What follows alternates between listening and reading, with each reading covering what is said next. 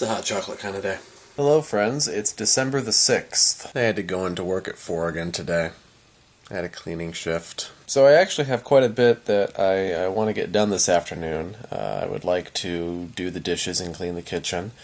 I would like to pick out music for this coming Sunday, because I was supposed to do that yesterday and didn't. And I would like to edit yesterday's vlog and maybe edit a video for Banking 8408. But I also just kind of want to lie around and watch YouTube videos, because it's miserable and rainy out, and I was up at 2:30 this morning. December is inarguably the worst month to have rain. Like, the absolute worst. Well, January and February is not much fun either, but you don't see rain as often in those months, so December. Yeah, that was logical. So I think right now I'm going to take a nap, and then I'll figure out what to do after I wake up, so nap time. Alright, time to do dishes.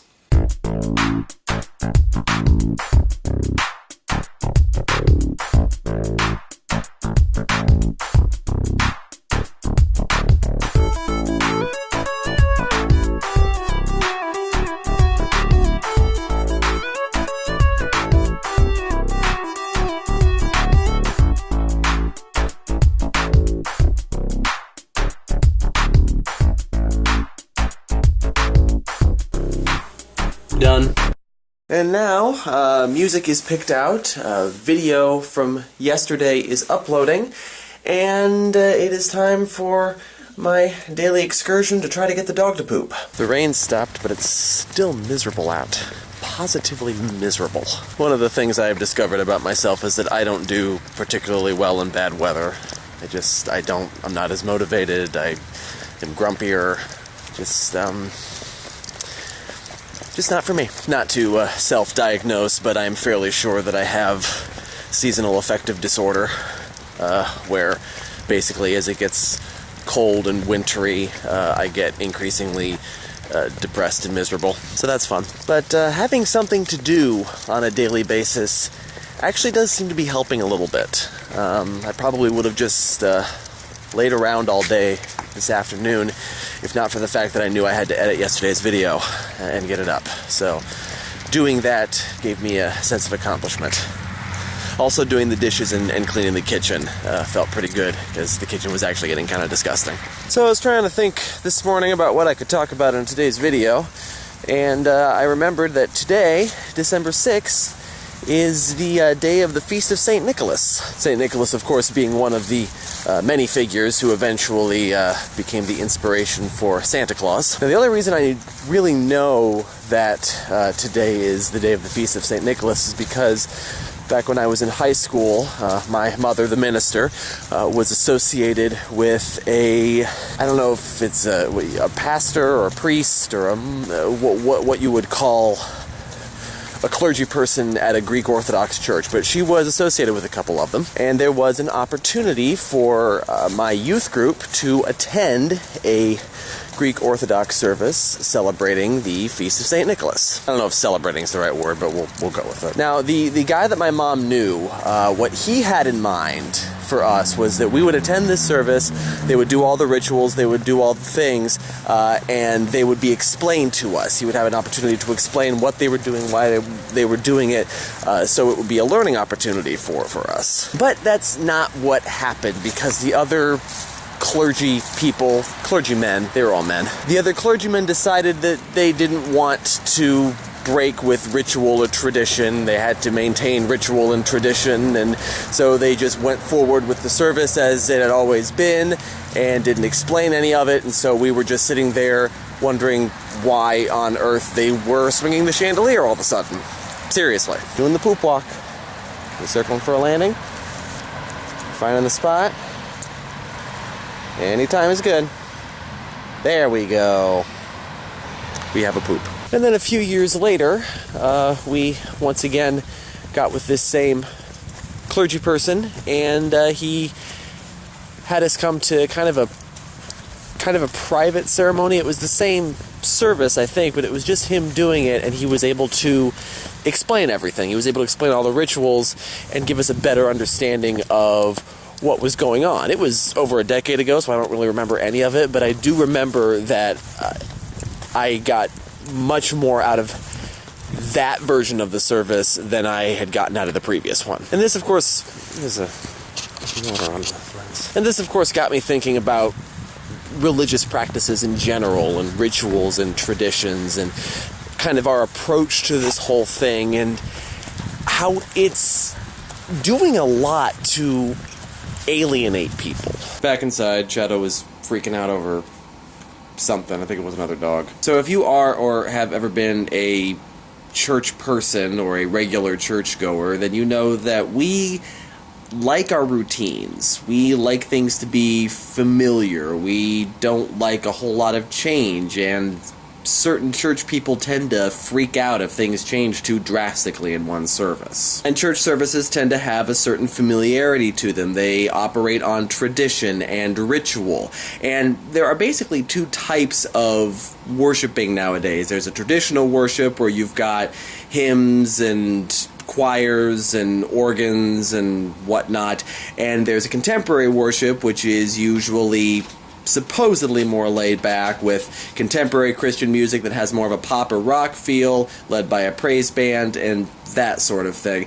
But even those contemporary services can get into ruts, and that's actually one of the things that I was working against in my old praise team job. And I think we get so caught up in our rituals and our traditions that very often we even forget why we're doing them. We're doing them because we've always done them, but we don't really think about why that is. And people who are coming into the service without ever having experienced some of those things before might not really understand it and might find it kind of alienating, like I did at that one Greek Orthodox service. Prime example of this, it's the season of Advent, and one of the traditions in a lot of Christian churches is the Advent wreath. It's basically in the 4 Sundays of Advent leading up to Christmas, you are supposed to light a series of 4 candles throughout each of the 4 weeks, and the candles usually stand for something, and it's different from church to church and even year to year,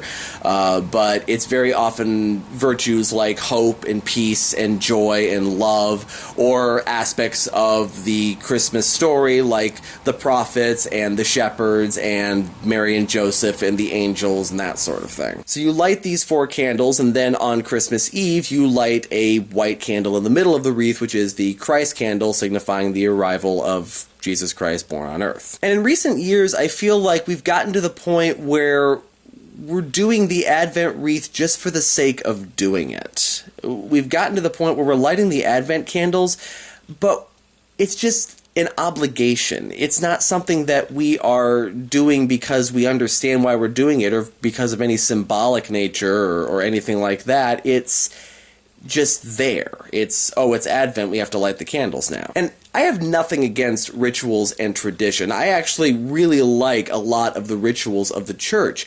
But I feel like with religious rituals, nowadays we either have to figure out why we're doing them or abandon them altogether. With the Advent candle lighting, it becomes kind of a rote thing. Like, very often, families will be invited to do the candle lighting, and they'll read something that's written out for them, and they'll light the candle, but you never get the sense that they really understand what they're saying or why they're doing this. And one of the things that I like to do when I'm putting worship services together or writing things is take ancient rituals, take things that have been done over and over again for a long time, and put a contemporary spin on them. So that we're still observing the ritual to a point, but we are also making it relevant to anyone who might walk through the door. That's actually one of the projects that I'm going to be working on, is writing a Mass where the Latin text is not just translated into English, but also translated into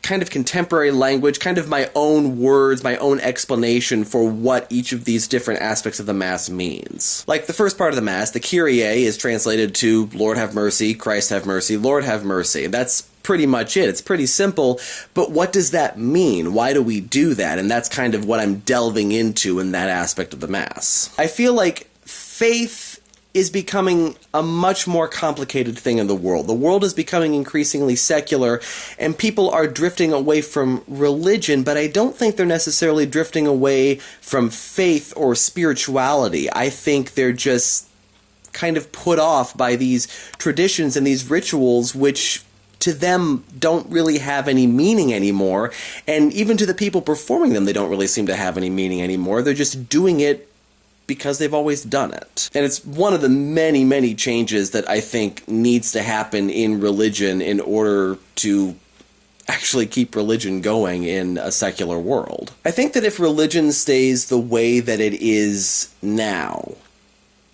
it's going to be gone within like 3 or 4 generations.